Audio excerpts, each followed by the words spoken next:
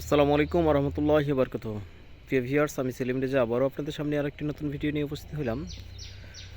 তো শিরোনামে দেখতে পাচ্ছেন বা থাম্বনেলে আপনারা দেখতে পেয়েছেন যে বিষয়টি যে ৬৮,০০০ নারীকে ভারতের পতিতালয়ে বিক্রি।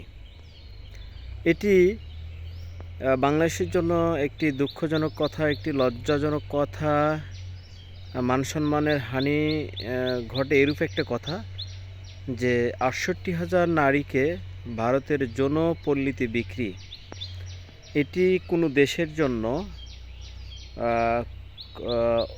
একটি শুভ বার্তা হতে পারে না। এটি একটি দেশের জন্য অশুভ বার্তা, অশনি সংকেত।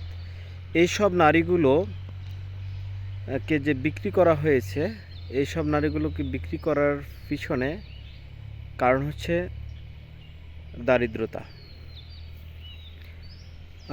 এক সমীক্ষায় দেখা গেছে যে যত সব মানুষ বা নারী এই পেশাতে ইনভলভ হয়, তার মধ্যে অধিকাংশরাই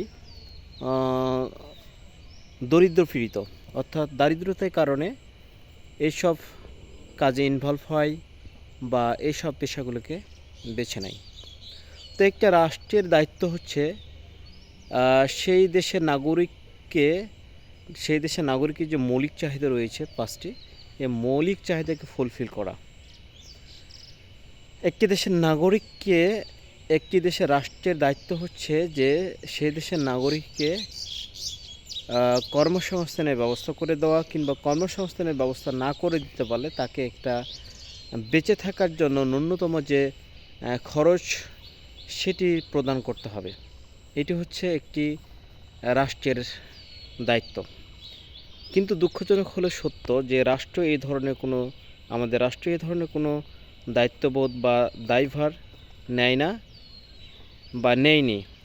এই কারণে মূলত এই প্রবলেমটা আমরা ফেস করতেছি, বা আমাদের দেশের অগণিত নারী এই প্রবলেমটা ফেস করতেছে। এটি আমাদের জন্য একটি অত্যন্ত দুঃখজনক এবং লজ্জাজনক কথা। একটি দেশের নারী, এত সংখ্যক নারী, ৬৮,০০০ নারীকে একটি দেশ থেকে একটি দেশে অবৈধভাবে বিক্রি করা হয়েছে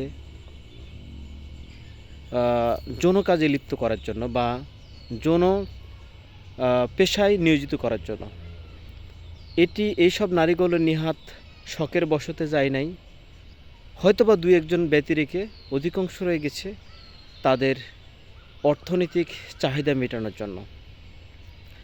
তো প্রিয় ভিউয়ার্স, মূল যে বিষয়টা সেটি হচ্ছে যে এটি আমাদের দেশের জন্য একটি লজ্জা, একটি অসম্মান, একটি কলঙ্ক। এই কলঙ্কর দায় এই রাষ্ট্র কখনো এড়াতে পারে না।